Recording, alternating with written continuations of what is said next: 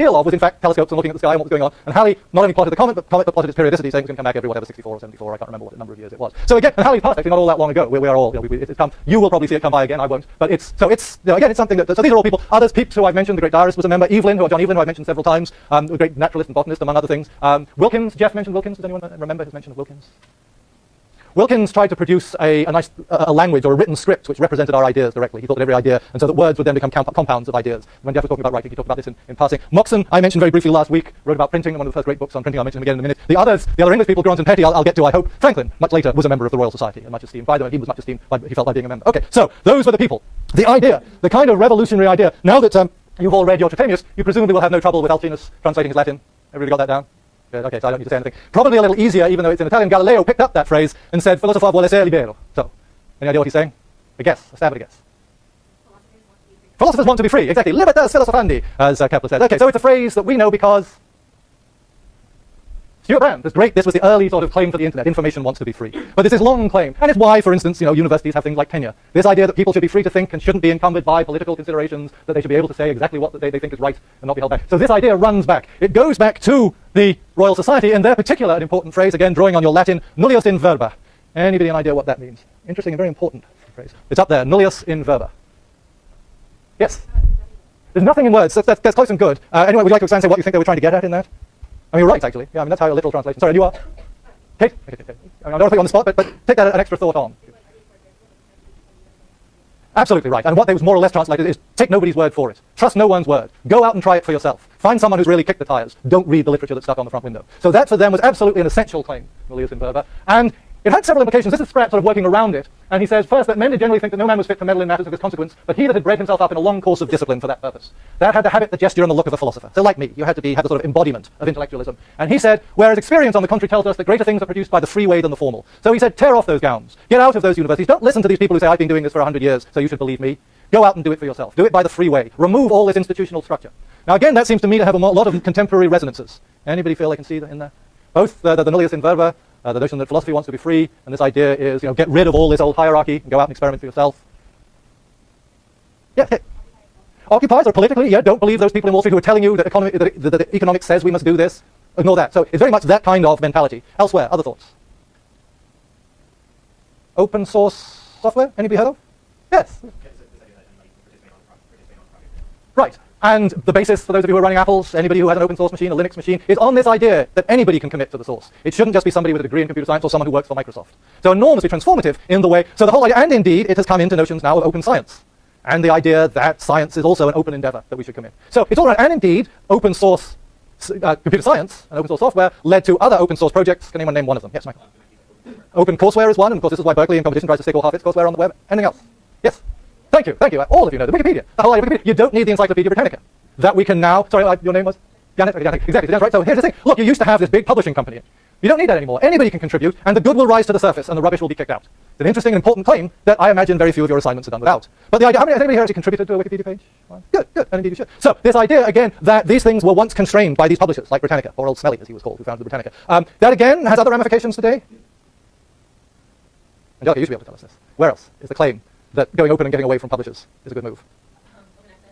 Open access scientific journals, exactly, built on the same principle. Let's get rid of the hierarchy, let's get rid of the establishment, let's simply let this stuff bubble to the surface. So that's what they were claiming. So the whole notion, these all different, whether from, as Kate says, from Wall Street protests, to Janet and Wikipedia, to open source journals, to open source technology, all of that, in many ways, is built on a philosophy that Spratt is expounding way back in 1661. Okay, so what happened? So what are the essences of what went on? What I want to go through, in many ways, is the model that Spratt lays out. And again, assuming that you've all read it, but I won't look too many of you too strongly in the eye to ask for that. It's a Thursday, I know it's sometimes hard to get that reading done. But I do want you, as we look at it, to think, well, what are the modern implications? And indeed, if anybody has their own thoughts from reading Spratt, please throw them in. We want to try to understand what he was saying. I'm trying to persuade you that what he's saying is in many ways of relevance to us now, so I want to hear.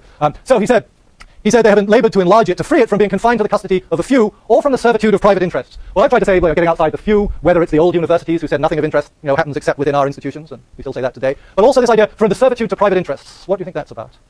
He discusses this quite a bit, actually, and it comes up about medicine in particular. Well, if you know about open source software, and if you compare something like an operating system like Linux, or what you should know is BSD, which is what this runs on, which of course was developed here in Berkeley as an open source project, a great open source project. So if you compare that to Microsoft, you know anything about them, what's the difference? Stability is I'll pass over that one for the moment, because I'm not sure which side you're coming down on as the stable software. So another difference between those two. So the structure in that way is different, that's right, and part of why is that structure different? Anyone want to suggest? Well, one has a huge financial interest. One is a private company, so it doesn't allow you to see its software. It wraps it up in patents and copyrights, keeps it deeply hidden, and the other says, no, anybody can look at this, anybody can borrow it, anybody can go where they like with it. And that's part of what he's talking about. He's saying, look, should science be done by people who simply want to make a profit, or should it be done by people who are interested in the basic knowledge which is involved? There's still an argument today that when you look at the different machines in this room, as instantiated in those machines, they've striven to preserve it from being overpressed by a confused heap of vain and useless particulars, or being straightened and bound too much general doctrine. So there are two extremes, and they say they want it to fall in between the two. Can you give me a sort of summary of what he's talking about there? Well, particulars, what do you think he means by that? Well, if you just go out into the world and observe one thing after another, oh, well, there's a plant, and there's a different looking plant, and there's something else that grows, oh, and I'll eat that one, you don't get any systemic understanding of what we might now call botany, that, there's a way of understanding all these things together. On the other hand, when you start to systematize, you can get way too metaphysical and create these grand theories that has the Earth at the center of the universe and the planets going happily around it. So either end, you can either just have a bunch of particulars, observations which nobody has tried to synthesize, or you can just go for gross and over-elaborate synthesis, which then loses sight of observations, and he's saying, no, we wanted to get into the middle of that. So not so much by any solemnity of laws or ostentation of ceremonies as by solid practice. Well, there he's going back to experimentation again. Look, we're going to do things. We're not just going to have elaborate ceremonies in which people will talk to each other in Latin and pontificate. We're actually going to do things. This, I think, was one of the most interesting things in many ways. Look, it's not just going to be an English venture. It's open to the world. It's not even just open to people from different stratas of society. It's open to the entire world. Anybody can become a member. And in fact, he said there are advantages of doing that because different countries have different aspects. Anyone remember what he said about the Italians? Well, it's intriguing. I mean, you could say it was negative. He does contrast them to the English, but can you remember? That's absolutely right. Yes. Yeah, I mean, intriguing because he said they're kind of cold and reserved, which is usually the last way we think of Italians. We think of them as wonderfully open, and the English is cold and reserved. And yet he said, no.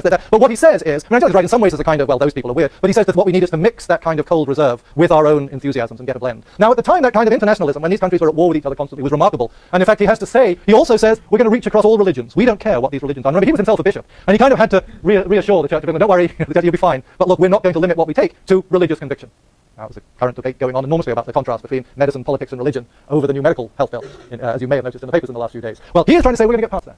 This is simply going to be absolutely ideology-free. Now, clearly, 400 years later, he's shown that we can't do that. So he's going to say, look, it's going to be a bank and free port of the world. This is a free trade of ideas. Anybody can submit. That was absolutely revolutionary.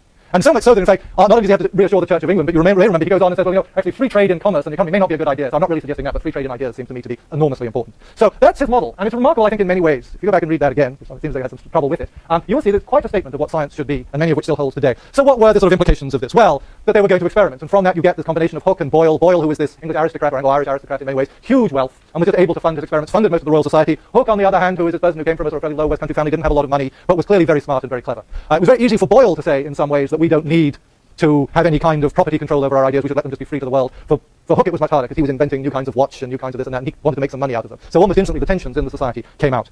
One of the other very early roles that they instituted, essential to Pratt's model, is they appointed a corresponding secretary. And that is, there was someone who was actually in charge of sending their ideas out into the world, of contacting people, of writing letters to all the major figures of Europe. This is how Leibniz and Newton in some way came into interchange with one another, saying, look, this is what's being done in London, let me know what's going on in Paris, let me know what's going on in Rome. And in fact, Oldenburg, who was himself a German, travelled a great deal through Europe, constantly carrying documents back and forth from one place, so much that I think more than once, I think 2 or 3 times he was thrown into prison as a spy. So it wasn't like the Porcel we talked about last time, who said, I'm off to destroy America. But he was looked kind of with similar, this guy coming in with strange documents with odd writing on them and symbols. So he was thrown into prison, somebody had to come and say, no, he's all right, he's just one of us, and let him out. But this idea that we're going to communicate our ideas to anybody and everybody and get ideas from anybody and everybody was important. And so Spratt makes that argument indeed, and he makes it in particular about medicine. And he says, look, if somebody has an insight in medicine and simply says, I'm just going to keep it to myself and make a profit out of it, that is detrimental to the world. And in fact, if you read the essay on quacks, they talk about, I've got a new cure. If you're sick, you're tempted to give them money. But yet you really don't know whether they're reliable, and because they want to keep it all secret, nobody is going to know what's involved, what's in their medicine. So they were saying what we want is to create a society which will let these ideas come out and be free. And different things came from that. One was the idea of limited term for patents. Okay, you can keep control of your ideas for a certain time, but then they have to become public. The Royal Society tried, and for a long time the French government, if there were new ideas in medicines, they would actually buy them from the person and say, now we will make them public. We'll reward you, but we'll now make it public for everybody to have. Yes. Hugely, right, and these huge battles in a way with people who are funding research, saying one condition of the funding is that you must make your results public. Whereas a lot of people who are doing research, particularly in medicine because it's so lucrative, saying, no, we want to do this research and keep the ideas for ourselves and turn it into a nice, very expensive little pill, which will make us a lot of money. So he is there getting at something which is still with us today. Okay, so publication then was part of the essence of it. And again, he notes, I'm saying this is what's going on in England, but there's something very similar going on in France. So he wasn't trying to say it's just us. And in fact, what probably can be easily regarded as the first 2 academic journals came out in exactly the same year, in 1665. The Journal des Savants, the journal of the knowledgeable or of the knowers, of the intellectuals perhaps, came out in Paris, and the Philosophical Transactions of the Royal Society, which is still published today.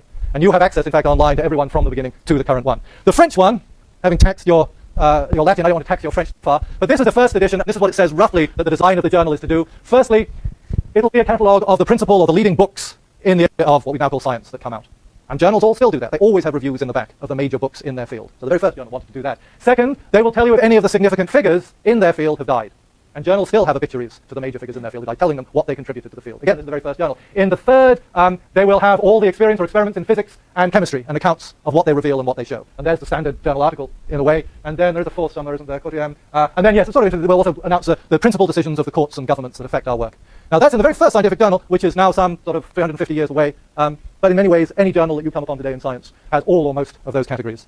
This is the Philosophical Transactions of the Royal Society, the first one that came out the same year. Here is its table of contents, which is something we all know. So, an introduction to this tract, an account of the improvement of optic glasses in Rome. Okay, so have people made better glass lenses? Standard scientific topic. An observation made in England of a spot in one of the belts of the planet of Jupiter. So there was an astronomy result being reported. The motions of the late comet, that comet would have been Halley's Comet, okay. The heads of many new observations experiments in the history of cold.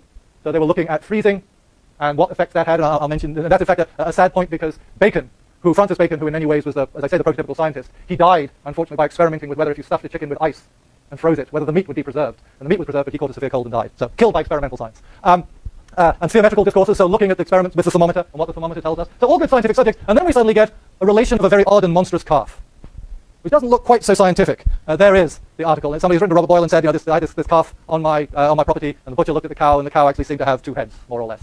Now that doesn't sound very scientific. Why do you think that might have been in there and taken seriously? Why would they suddenly shift from? Yes. Now that's a nice point. Sorry, you are? Elisa, okay, can you push that just a little further? I think you're right, but thinking of what we've already mentioned this morning in the context of the Royal Society. So it's an observation, it's an oddity, but they kind of try to make it scientific by giving the details. Well, because weird phenomena were often used in the almanacs as prophecies of dreadful things going to happen. If you read Shakespeare and Julius Caesar, they knew that Caesar was going to be killed because a lion whelped in the street. That a fellow comes back away from the anthropophagi whose heads are under their arms. And people would see these weird phenomena or claim to have seen them and claim they were signs that something dreadful was going to happen. Now these guys had just lived through the revolution. And the plague was underway, and the fire was about to come. And they're trying to say, no, we can turn these odd events into scientific observations. So it's part of their overall endeavor. They weren't entirely early on, and Newton was probably the cause of the main change for this, but they weren't entirely limited just to what we would now acknowledge as science. They were also very interested in practical method. And Moxon, who I mentioned, produced this book under the Royal Society's guidance in a way about handwork and how to do various practical things. So they were trying to advance industry in many ways. And so one of his major ones, which as I said is still in print today, is On the Mechanic Arts of Printing, saying printing's important, well let's teach people how to do printing. So it was a how-to guide. It was basically the forerunner of the Dummies collection. This was printing for dummies, all right, coming out just at the turn of the century. So they saw their mission in two ways, one as sort of high scientific and the other as more or less practical guidance for people. Okay, so they set up this very high-minded endeavor with lots of goals. They go off to experiment, as we've heard with Hooke, with Boyle, with air pumps, with springs and the like. What do you think might be the problems that they would meet? A group of people get together and think, we're doing something really new, it's important, we'll tell the world about it. I'm going to build a glass pump here, I'm going to take all the air out of it, and I'll show you that it works because this poor canary that's inside will drop down dead. So, what do you think might be the problems they would face? Michael, yes? Right, exactly, good point. I mean, they knew what they were up to, they had a strong sense. Remarkably early on, they had a sense of what they were about and why. But other people not only didn't know what to make of them, but decided just to make endless fun of them. And one of the reasons people made fun of them was that, if you're trying to, I think I mentioned, and Jeff, both of us worked down in Silicon Valley in the 80s, and the great thing was that you just went to fail demo after fail demo, and someone said, look, I got this really great thing on my machine, put it up on the screen, and the whole thing would just dissolve and collapse. And what you really got to recognize, the senior scientists, was that while they would have their talk on a computer, they'd always carry a set of acetate overheads to put on an old-fashioned projector, because they always knew this stuff wasn't really reliable. So they went through these endless things where, as in this case, as Pepys, who looked at them, said, they had a new instrument, was brought and tuned with lute strings and played, and the whole thing went wrong. 3 hours a day, it couldn't be fixed, nothing would work. So they had a lot of trouble just persuading people that what they were doing was right, so much so that they became figures of fun. And the king, and the reason Spratt writes his history is because the king has decided to give his title, the Royal, to the Royal Society, but he comes to them and he just mocks them endlessly and says, it was just folly, it was idiot. And so they became the subject of plays. And I think Jeff will probably talk a little bit about this next week, but in a play by Shadwell called The Virtuoso, they were known as the Virtuosi, the collection of virtuous or intelligent men. So he writes a play about it and just makes endless fun of them, that people weighing air and burying air and playing with air. The idea that people should be doing this was just useless. And it runs on for many, many years. So you get Jonathan Swift. Those of you who have anybody read from beginning to end of Gulliver's Travels? People usually, yeah. Okay. You may remember when he goes to Laputa and he's among the scientists to make lots of fun about people, the flapper. The flapper is a guy who walks along with this bladder full of air beside the scientist. And the reason he had it is because the scientist will suddenly stop and stare up into space and think, and you need the flapper to whack him on the head to bring him back to Earth and make him continue walking. Ho, ho, ho. But people make fun of this all the time. The Academy of Projectors, these people who had all these ideas,